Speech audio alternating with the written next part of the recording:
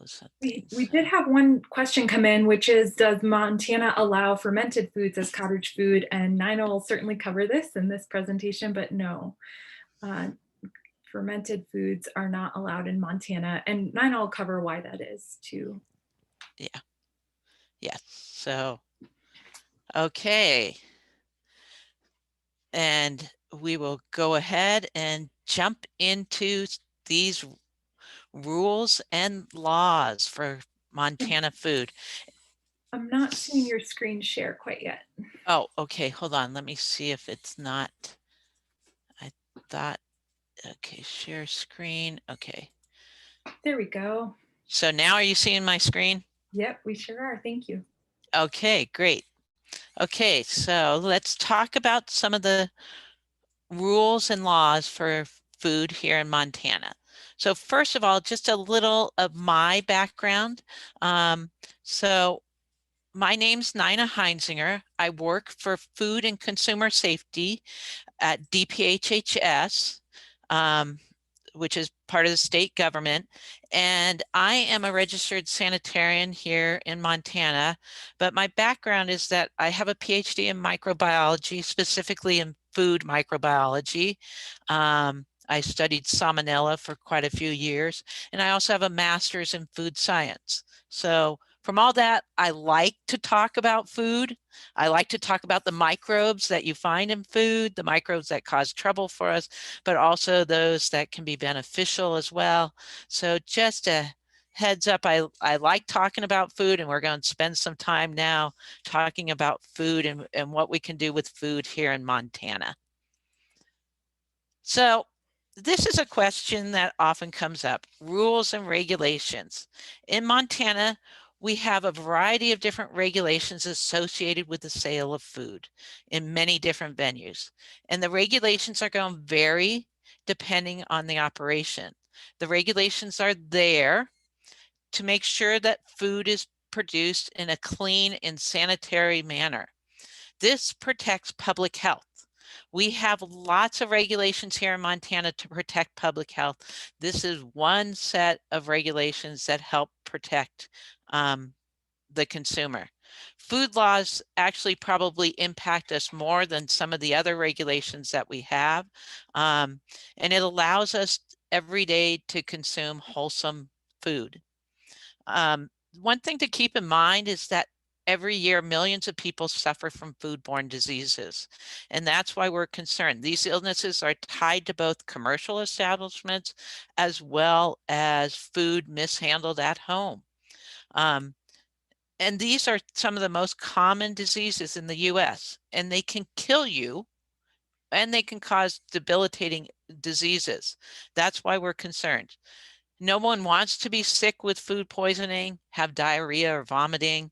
And the businesses, if it's traced back to you, can suffer greatly. So we don't want you to be front page news when your neighbors and customers suddenly end up in the hospital or the morgue. So we want you to produce food safely, and this is a way that you can do it. The sanitarian is going to be the one that's involved with ensuring that safe food is produced and hopefully work with your local businesses to prevent disease. An important role of the sanitarian is to educate workers and also to enforce food laws. So they're there to work with you.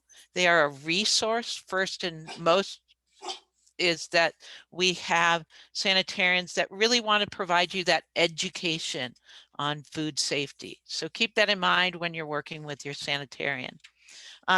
This just gives you an idea of what we're going to cover. We're going to cover the foods that are allowed at farmers markets without licensing. We're going to identify the requirements for cottage food. We are going to cover the types of products, and then we are also going to determine the required parts of the food, the cottage food label, and how those came about. So now I'd like to touch, and Jan touched briefly on this, and I'm just kind of building on some of that information that she provided to you. We did change the law, and it allows for a variety of different opportunities here in Montana for producing food. We have kind of what we like to call the food pyramid here in Montana. Farmers markets provide an opportunity, a small opportunity for you to provide food to individuals. It's a fairly small population to which you can sell those people that are at the market, and you're going to be able to provide low risk foods. We'll touch on the idea that there are some other opportunities at farmers markets through temporary permits as well. Then with cottage food, this is going to be for a medium population. It expands the number of people you can reach because you're going to be able to sell your product in a variety of different situations. And we're still limited though with those low risk foods.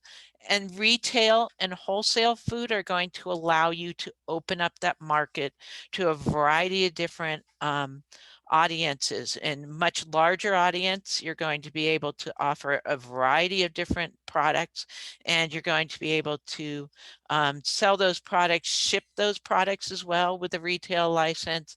With a wholesale license, you're going to be able to provide your products to some place like a restaurant or a grocery store so that they can sell your product as well.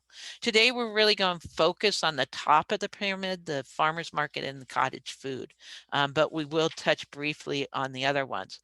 And I've put together a handout that's going to be provided to you with the toolkit that Lindsay's going to be talking about later on in the day. And this is just something that you can use as you're looking at the different opportunities for yourself. We kind of divided it into the who's getting the product.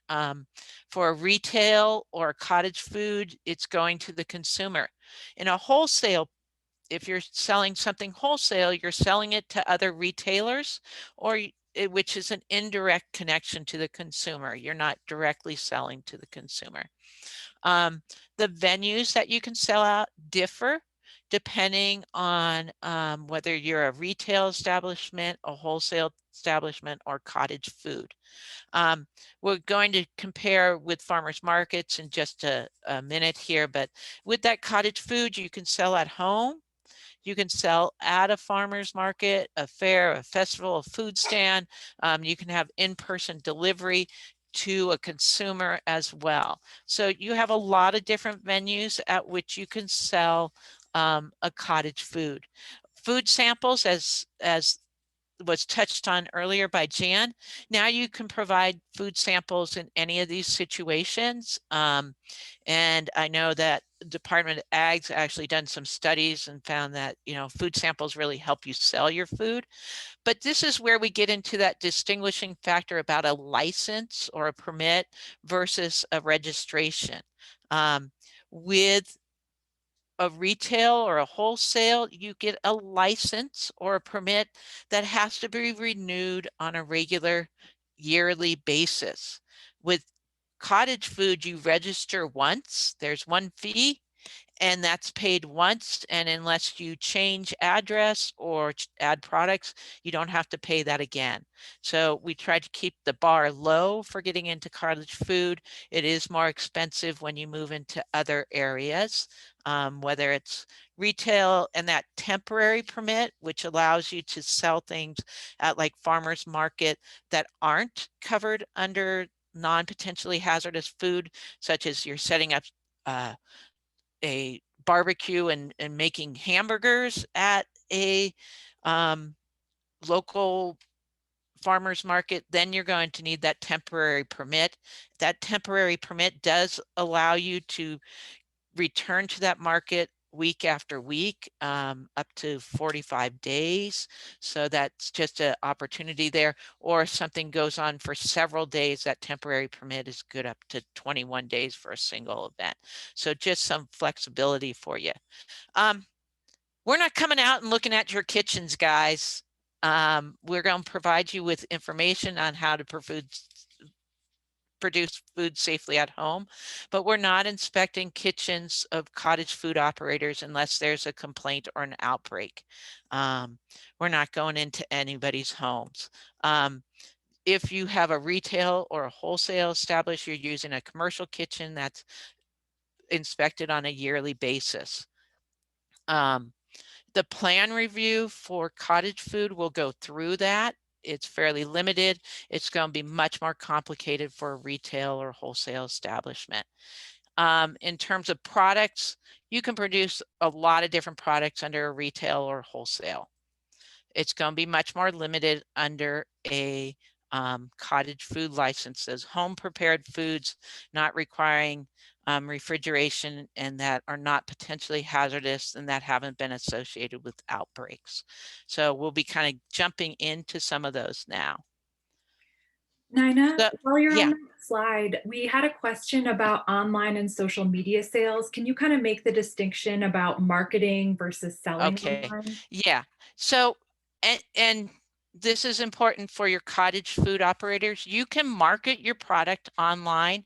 You cannot send your product through the mail to somebody or through a delivery service to someone.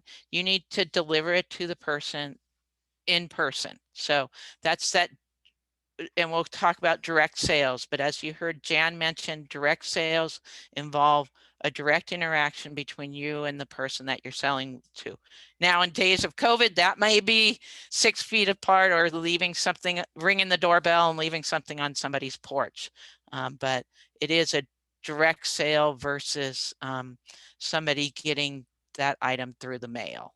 So with a retail license, you can do online sales, but you're not going to be able to produce that in a home kitchen. So let's look at farmers markets. Farmers markets are often where our cottage food people actually get started. They start selling something at a farmer's market and then move into cottage food a lot of times. These are a great place to begin. They're run by your local county or municipal authority. We have very specific laws about farmers markets and what's allowed. So certain products are allowed for sale at these markets under certain conditions, and we'll go through that list because it's going to be similar to what we see for cottage food as well. You have a limited customer base, and one thing to keep in mind with your local market is you have a local market manager and they're going to help you get through requirements, but there also may be some local requirements that are different from the state requirements. Counties can put in more stringent requirements if they wish. So just a heads up there in terms of those. So let's look at those products and we're going to see some of these products revisited. So when we look at these products, keep these in mind as we move to cottage food. So what's allowed? Jan touched on some of these things. First of all, hot coffee or tea. You can't provide fresh milk or cream with those products because those require refrigeration. Raw agricultural commodities, fruits, vegetables, raw honey are all allowed at the market. And then we have also whole shelled eggs are allowed at the market. They do need to be kept cool under 45 degrees, but this is an opportunity for people to sell their eggs at the farmer's market. So just something to keep in mind there. And then foods that are not potentially hazardous, we'll get more into the definition of not potentially hazardous here in just a moment and kind of look at some examples of foods that are potentially hazardous and then are not potentially hazardous. So food that not allowed without a license are those potentially hazardous foods. Jan touched on these foods that require time and temperature control. So foods that require refrigeration and foods that have not been associated with outbreaks. So there's going to be some foods that we see listed or that we don't allow because of outbreaks, even though they may be stable at room temperature. So we'll look at those. So here's an example of a lot of different foods, and these are actually spelled out. We're going to look at the code in just a minute. So animal foods, meats, dairy, plant food that's heated raw seed sprouts, cut tomatoes, cut melons, cut leafy greens, garlic and oil. If you think about the last few years, the foods that you've seen recalls on, a lot of them are on this list, especially when we talk about cut leafy greens, cut melons, a couple years with salmonella. Seed sprouts have been in the news off and on as well. So lots of things have been associated with outbreaks.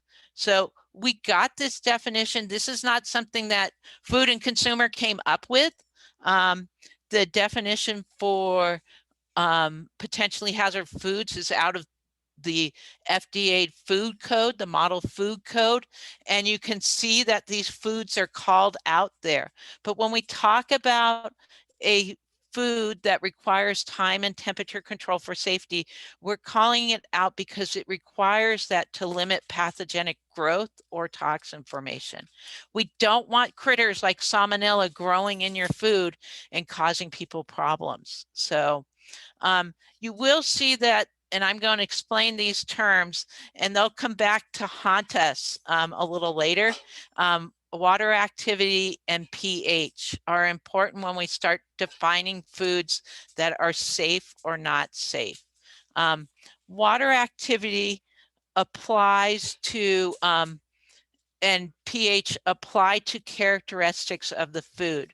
So when we talk about a pH of the food, and you'll hear this a lot as we start to look at different foods and what's allowed, pHs determine whether food is acidic or basic, basically. pH can range from 0 to 14. A low pH, when you talk about a low pH, it's a pH where pathogens cannot grow. And usually that's going to be 1, 2, 3. When we start to talk about foods that don't allow pathogens to grow. Pathogens like salmonella, clostridium, they don't like it if it's really acidic. So they're not going to be able to grow there. Some can survive to a certain acid level, but they're not going to grow. Water activity talks about how much water is available in that food for microorganisms to grow on. And it's very important when we talk about food preservation, especially when we talk about jams and jellies and other things. So if you think about it, a dried apple has a much longer shelf life than a fresh apple, and that's because it's been dried and it doesn't have as much water for the pathogens to grow on. So that dried apple can last a very long time.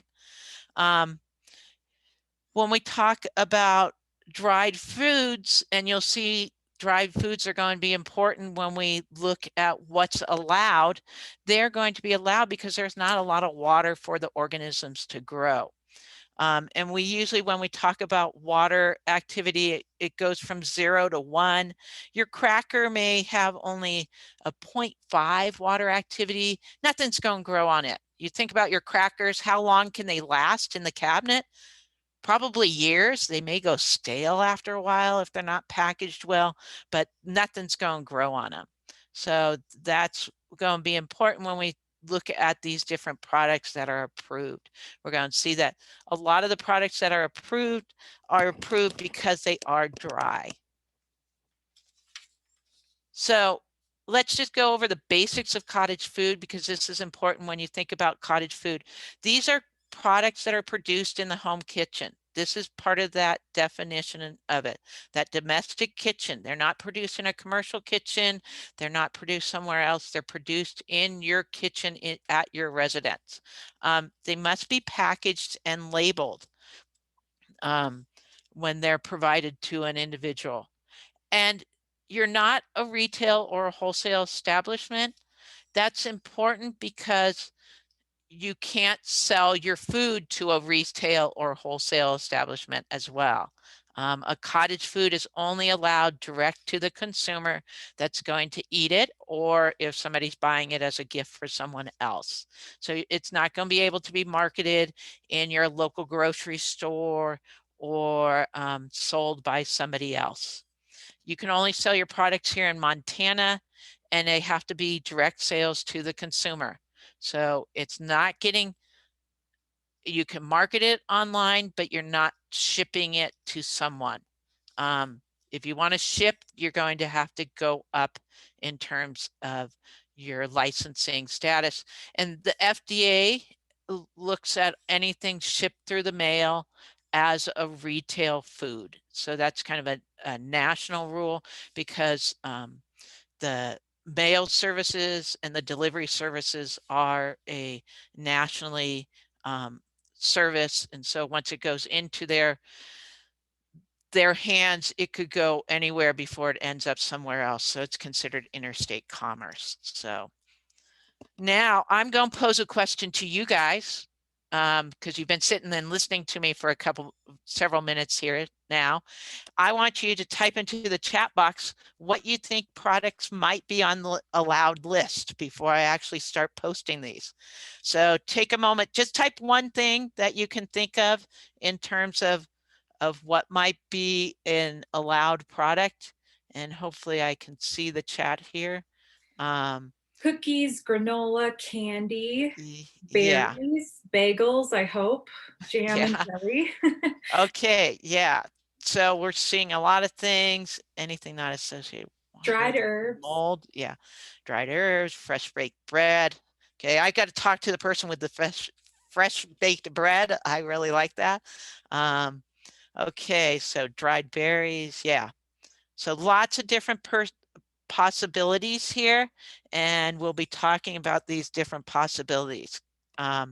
Pies. Okay, so hopefully here I can make this go again.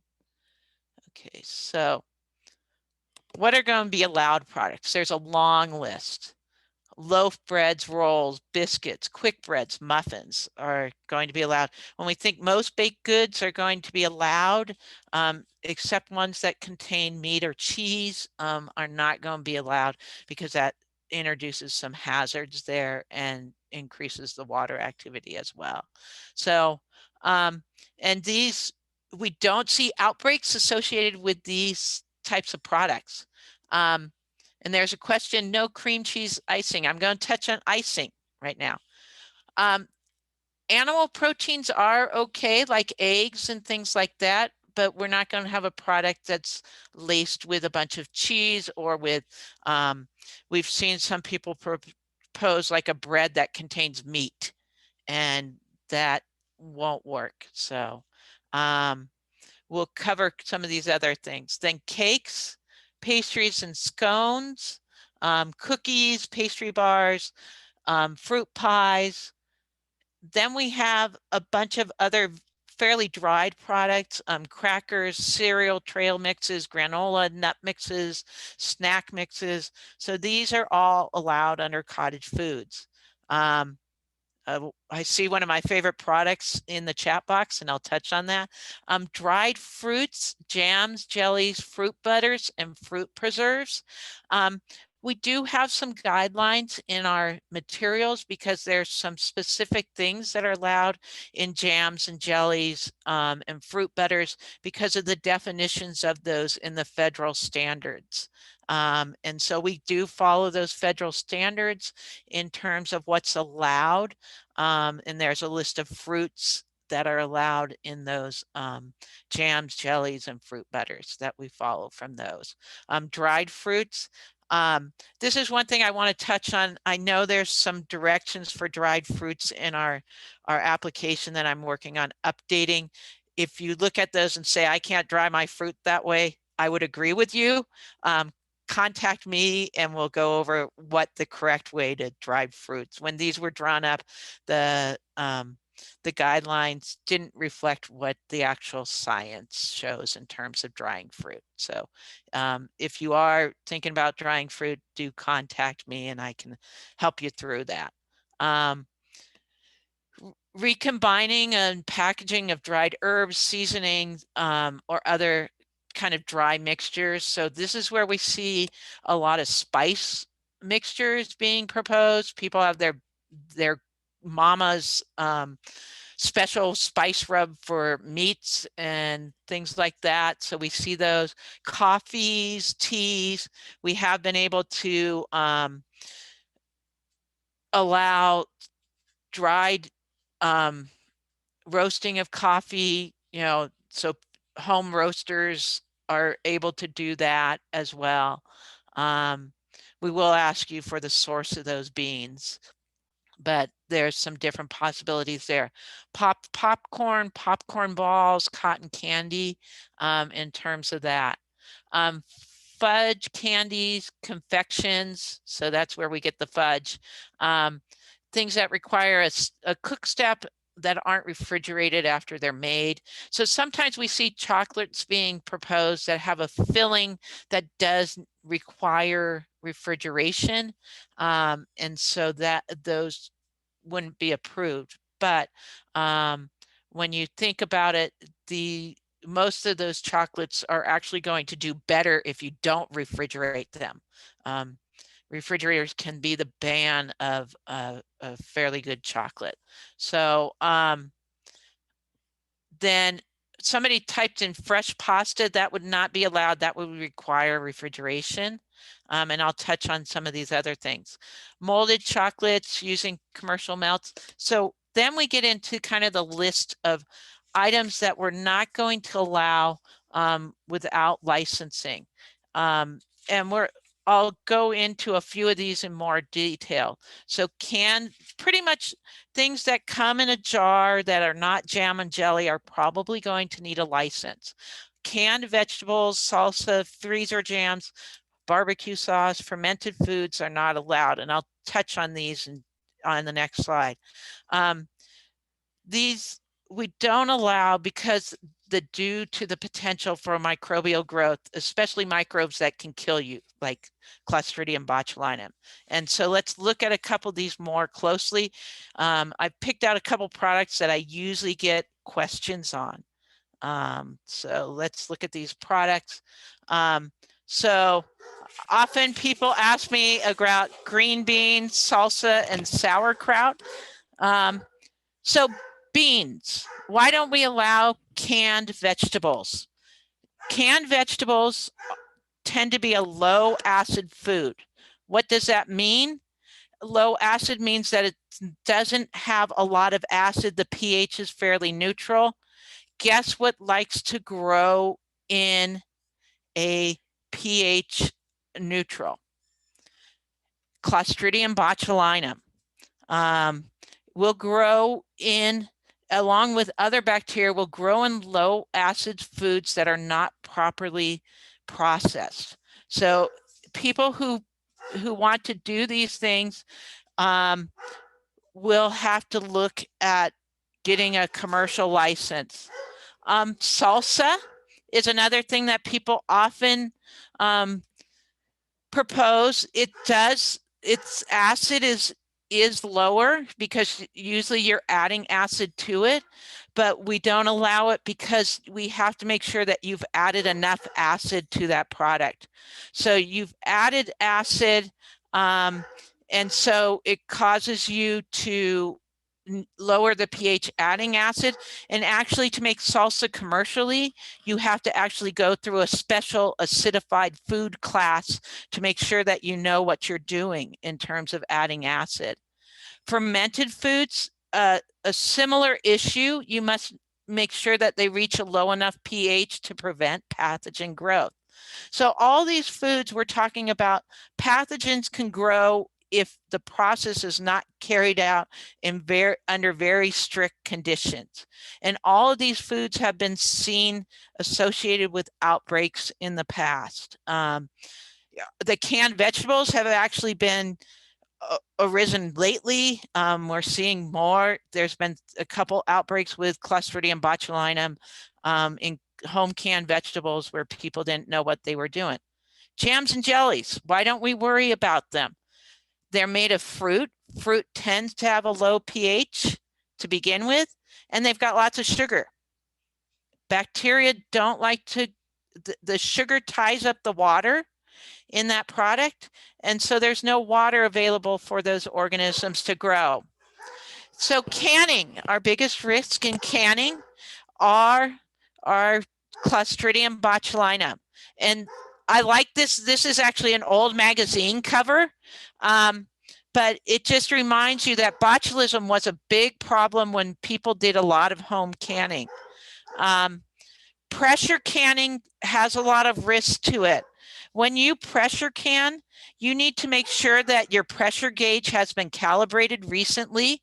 I know I will not pressure can because of the risks with pressure canning. You also have to make adjustments for processing time. So you need to change the time that you process depending on the altitude at which you live. Like here, I know that I'm at 4,000 feet. I change my water bath canning methods to meet the requirements and process it for a longer time. So it's just something to keep in mind. Every year, over 200 cases of botulism occur in the US. So this is something to keep in mind if you're home canning. And most of these outbreaks, many of them are caused by home prepared foods. So people get Clostridium botulinum because somebody canned something and didn't do it correctly. When you can something, you create the environment that Clostridium can grow in because it doesn't like oxygen. You drive off the oxygen. So that's just something to keep in mind as you're thinking about these different things. And that's why we don't allow these products. Now, there was a question about cream cheese frosting, and I get the cream cheese buttercream frosting.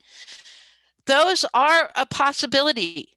There are cream cheese and buttercream frostings that have been tested for pH and water activity, and Lindsay is going to provide a connection. You have to purchase those recipes online. Texas did a big study of a bunch of these different things and tested a bunch of recipes that tested, and we've got the pH on them. Also, if they have enough sugar, the water activity is going to be low. So if they have 66% or higher sugar, their water activity will be below the limit that we consider where pathogens can grow. So if the frosting's cooked, you're going to eliminate pathogens as well. So there's a lot of different possibilities there on frosting. And so I don't say you can't have buttercream frosting, you can't have cream cheese frosting. Let's look at it. If it's an already tested recipe, that's great. If it's not, let's look at that sugar content and see if we can just get it through by that. So it is important when you're looking at. And so cottage food, again, it's going to be limited to those non-potentially hazardous foods. Additional non-potentially hazardous foods may be approved on a case-by-case basis. We've done this with some things. So we've been able to approve flour under certain conditions, as well as freeze-dried commercial candy, because we know that product doesn't have any organisms on it to start with. And for other products, like a pepper jelly that somebody really wanted to produce, they can actually send it to a process authority and have it tested for pH and water activity. And so if they show that it's got the right pH and the right water activity, there's certain things spelled out in terms of those, then we can say that it's low risk and it could be included. But we're not going to include beef jerky on the list because there's a lot of other things that go along with beef jerky. But like a jam or a jelly variation like that pepper jelly is a good example. We've had a couple different people do a pepper jelly that we worked with them on that. So this is kind of a summary of some of those different things that we've seen. In-person direct sales for farmers market or for cottage food. So you can farmers market, you can only sell at the farmers market. For cottage food, it opens up where you can sell. And then you're going to register with the market manager at a Cottage Food, and now we're going to go through that registration that you're going to do for the Cottage Food if you want to produce cottage food and sell it throughout the state. Labeling, we're going to go through the label. You've got to package and label your items for cottage food. For farmers market, if it's packaged, then it needs a label. And then those allowed products we've already touched on. And this is a handout that's also available to you. So let's look at what we have. My statistics are a little bit different from Lindsay's because I did them at the end of December, but this gives you an idea of the registrations we've had over the years. 2015, we didn't start till October, so only about 20, but we've been running between 70 and 80 most years. I think we're going to have more this year because we already have quite a cottage food here in January. So the products, over 6,000 products now registered. The highest number for one operator, 343. That's up in Flathead, who's a baker and a candy maker. So we have 8 operators that have over 100 products, but we have several operators that are only selling one product. So whether it's one or hundreds, it can still be a cottage food. So what's the most common cottage food? Baked goods, by far. Baked goods outweigh everything else. Candies come in second, jams and jelly third. But we also see a lot of seasoning blends and tea, coffee, and blends and honey as well. Processed honey like whipped honey or honey with additives into it can qualify as cottage food. And then we have registrations by county. Just a call out to Flathead again with the most items, 63, Yellowstone with 45, Missoula, Lewis and Clark and Gallatin fairly close, and Cascade. But 41 of our counties have a cottage food operator. Some counties only have one, but many of our counties have several cottage food operators, even in some of our smaller ones. So cottage food application, this is where it's available online, but it's based on those administrative rules that we've kind of touched on, were developed out of that group back in 2015. And you're going to have provide information about the product, the process, the sanitation, and the label. This is going to allow your county sanitarian to decide if you can produce this product safely. So the product is going to be the name of the product, the ingredients, and the preparation directions, so that the cottage food, the sanitarian can see, are you baking this product? Are you cooking this product? How is this product being processed? And the reason why we need the ingredients is because that's going to determine what goes on your label and in what order. I recommend that you type all this stuff up in a separate document. Don't type it into that application that we have online. Just attach it to the application. That way, if you need to make modifications, it's easy for you to do. Processing and packaging. In terms of processing and packaging, these are going to be any additional steps that's not in the recipe, any equipment like a water bath canner you might be using, and how you're going to package this product. Are you going to put it in plastic bags? Are you going to use something else, paper bags? How is it going to be provided to the people? So, and there'll be more on packaging this afternoon. So labeling, this is where I think people stumble in terms of especially working with the sanitarian. That label needs to pretty much look like a commercial label. And this is a requirement from the FDA and throughout the US that any commercial, any product, consumer commodity that's packaged needs a label. Okay. And for food, the food needs the ingredients in order so that people know what's in the food, and the allergens need to be called out. And we'll look at this label a little more closely, but you have one label per recipe. And it's got to contain certain information. And these are spelled out actually in the statute that was written when the law was written back in 2015. And my hint here is make one label with the necessary information besides the ingredient list and the name. And you don't have to necessarily put the net weight on the label except for a line to write it in, or the net quantity. So I see a lot of operators doing this so that they can sell different quantities of their product. So you're going to describe your cleaning, how you clean and sanitize. This is going to be covered in the next presentation.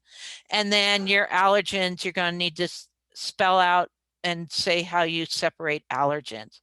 So we're going to look at that label here in just a moment. It's reviewed. This application goes to your county sanitarian, not to the state. They look it over. You pay a one-time registration fee, but you have to re-register if you add products or if you change location. So because that is site specific, we've had a couple cottage food operators that have moved from one county to another. In that case, we've worked with them. They don't necessarily need to go through every recipe again, but if they're producing the same thing, we work with the county sanitarians to then just change the address on that certificate.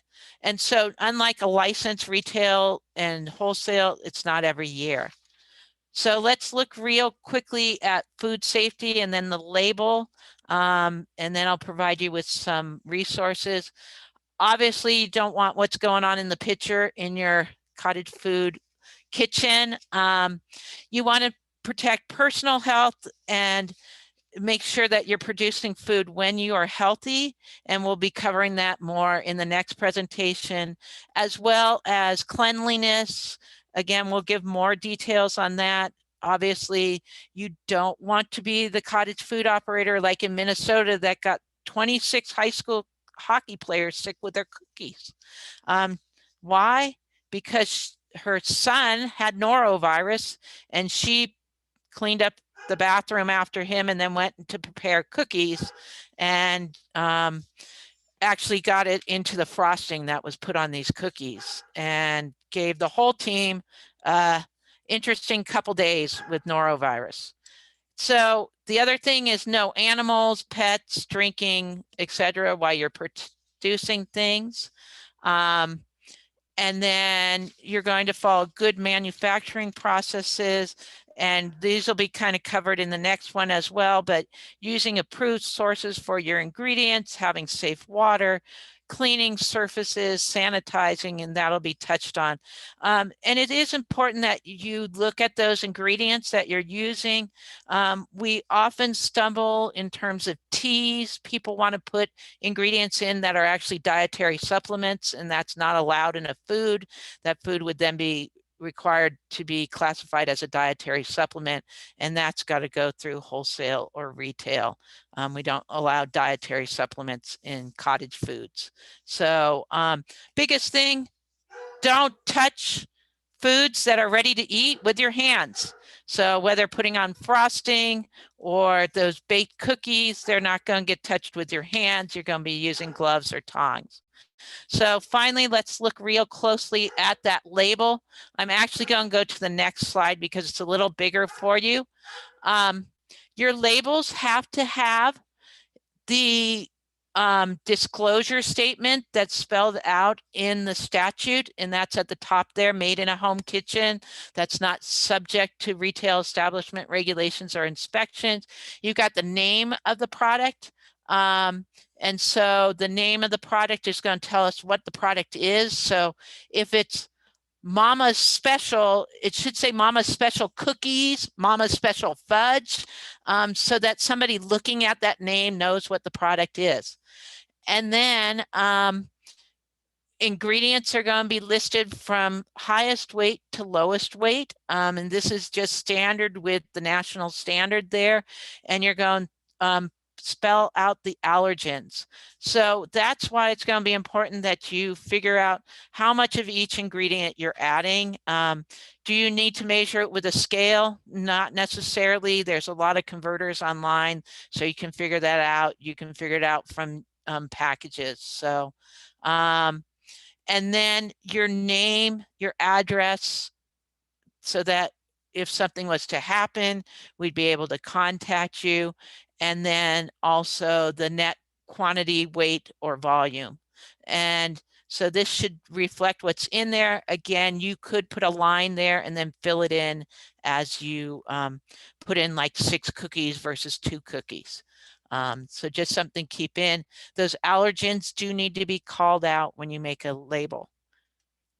So then samples, we already touched on this. You're not going to need a license for sampling.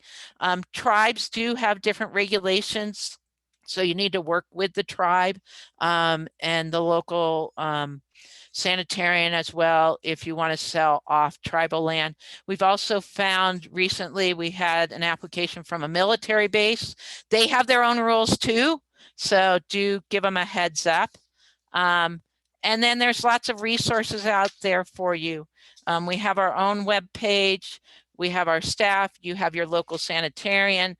But I want to point out that your ag development centers, once again, are a great place to start.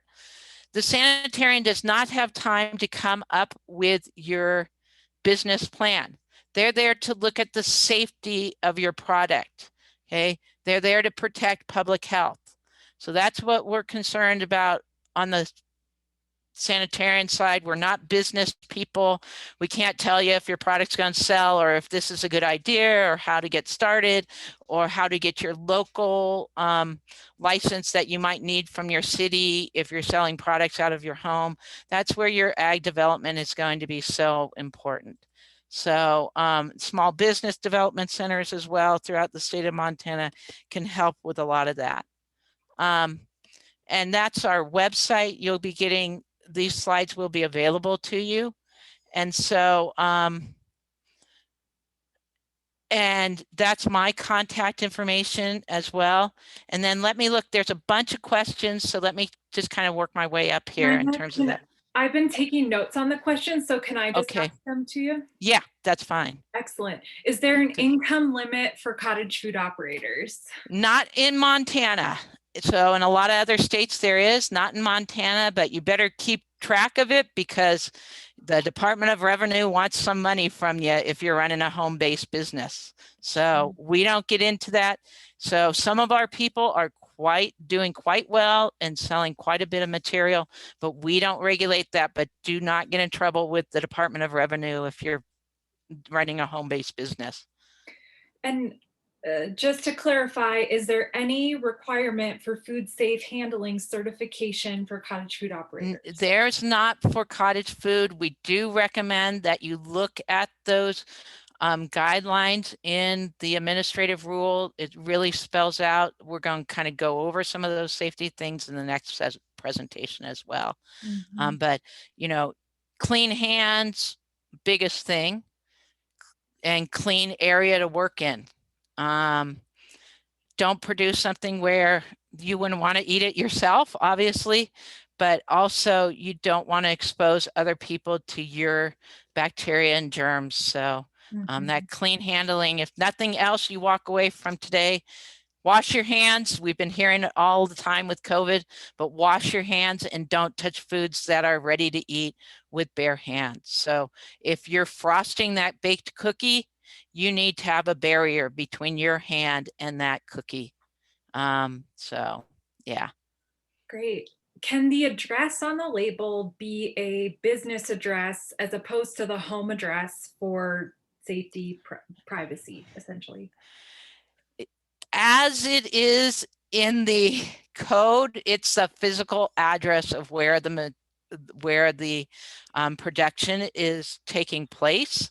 That's listed in the statute. So we've got to kind of go with the statute in terms of that. So that's something I think you can work with your local sanitarian on. But usually a label is going to have that physical address where the product was made, and that's what's in statute. So it's not actually something that we can change very easily.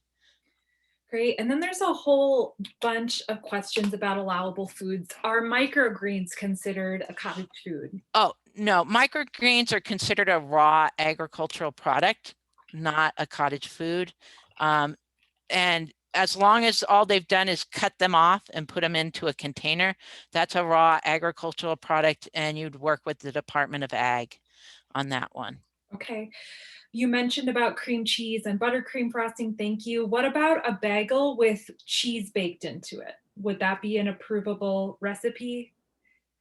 If it was tested, yes, but we've found the tested cheese breads have actually been found to be potentially hazardous when they bake the cheese into the bread. So they would have to get a test to show that the water activity and pH are meet the requirements on that, because it Okay. does introduce moisture into the bread and creates possibilities. So What about is freeze drying of fruit and vegetables allowed? not at this time, but we're looking at it. So I know that home freeze dryers are coming into fashion, but we need more information on the safety of these products, especially how that process works, as well as guarantees that it reaches a certain dryness state. Okay. So What the about, problem with oh, freeze drying, and this is something to keep in mind if you are freeze drying foods, is that it does not eliminate the bacteria. It actually preserves the bacteria on the food. So if that food is contaminated before it goes into the freeze dryer, you're not necessarily killing off the bacteria. Obviously, the bacteria could not grow, but it could still be of risk when that food is rehydrated. okay. What about canned applesauce? Canned applesauce, again, is not allowed because of the water activity in it. So it doesn't have enough sugar.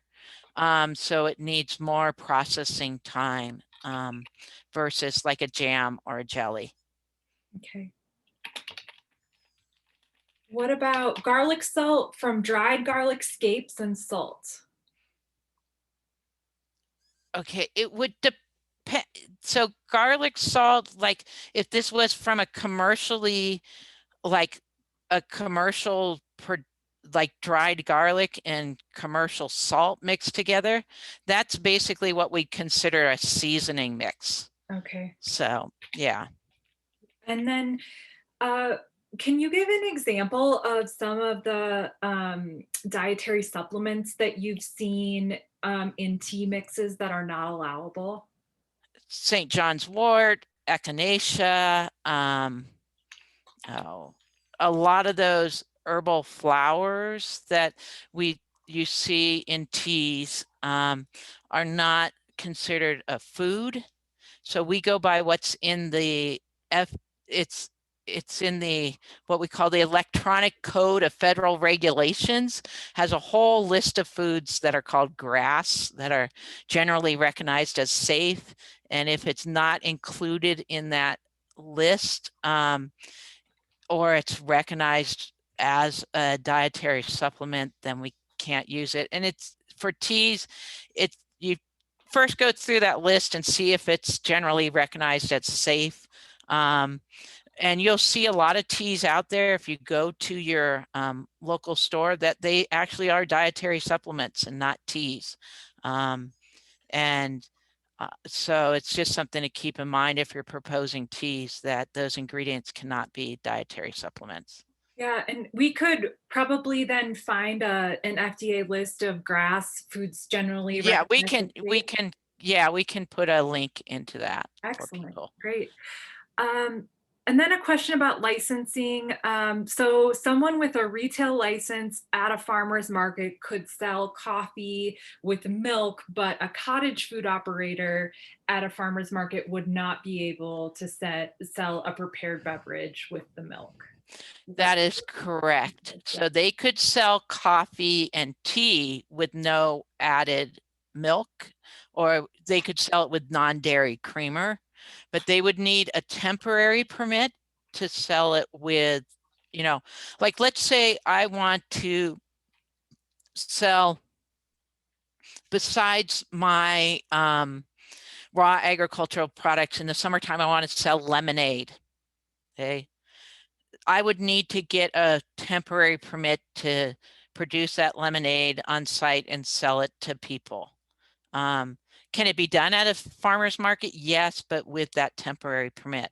So that temporary permit is going to open up kind of into that area of items that you might want to sell beyond your cottage food items that are more potentially hazardous and do require some refrigeration or some sort of cooling mechanism or prepared on site. Those are all going to be through that temporary permit mechanism. And often those temporary permits, they do require some sort of food handling training. Depends on the county how they do that. Okay, great. I think that's all the questions that have come in through the chat. And we had hoped to take a 10-minute break. So with that, I think we will forego the breakout for this session, and we can just add those questions to the next breakout.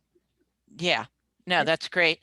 And if you have questions on specific products, I work with the local sanitarian. You should get in contact with them first, and then we can kind of have the discussion from there. So yeah. Thanks, everyone.